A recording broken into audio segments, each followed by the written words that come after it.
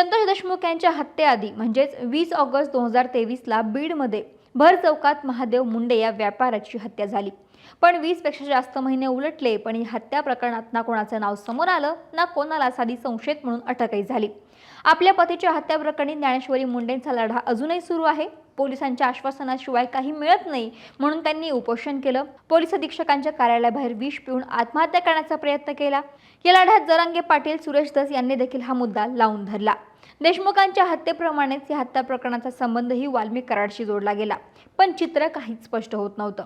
अशात बाळा बांगर, जो वाल्मिकचा एकेकाळचा साथीदार आहे, त्याने या हत्या प्रकरणी मोठे खुलासे केले। महादेव मुंडेंची हत्या केल्यानंतर त्यांचं मांस आणि रक्त वाल्मिकला दाखवण्यासाठी आणलं गेलं।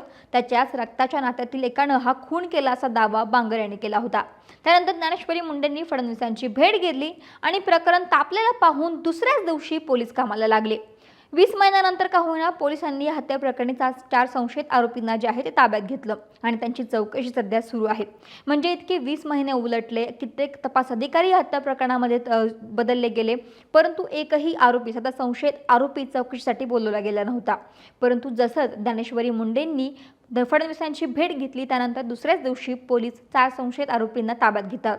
त्यामुळे इथे सुद्धा पोलिसांच्या कार्यपद्धतीवरती प्रश्नचिन्ह उपस्थित होतं। जसंही आधीही बोललं गेलं होतं की महादेव मुंडेंच्या हत्या प्रकरणामध्ये पोलिसांवरती दबाव आहे, असंही आरोप केला होता की या प्रकरणी परळीतून फोन फिरवला जातो, या प्रकरणी तपास होऊ नये यासाठी दबाव टाकला जातो। हे चित्र आता स्पष्ट होताना पाहायला मिळतंय। याच हत्या प्रकरणामध्ये गोट्या गीते हा आरोपी असल्याची माहिती समोर आली, पण गोट्या गीते फरार झाला। पोलिसाच्या मागावरती आहे असं बोललं जातं, पण तो सापडत नाही अशीही माहिती समोर येते। पण या सगळ्यात गोट्या गीतेचा व्हिडिओ मात्र सोशल मीडियावरती समोर येतो, ज्यात गोट्या गीते थेट रेल्वे रुळावरती बसून आमदारांना धमक्या देताना आणि आत्महत्येचा इशारा देताना पाहायला मिळतोय। ज्यावेळेस मर्डर झाला माझा दोस्त, माझा जीवाभावाचा बापू आंधळे, आणि त्याच वेळेस माझ्यावर 2 गोळ्या झाडल्या होत्या आणि ते रिपोर्ट बी आहेत। ते आरपार झाली म्हणून मी जिवंत आहे फक्त। आणि अरे बाबा का, आणि त्याच्यानंतर तुम्हाला त्यावेळेस काही दिसलं नाही डोळ्यामध्ये? तुमच्या पक्षाचा प्रदेशाध्यक्ष होता ना, आणि त्यानंतर आता तुम्हाला इकडे येवायले माझ्या विरोधातल्या केस येते करणं।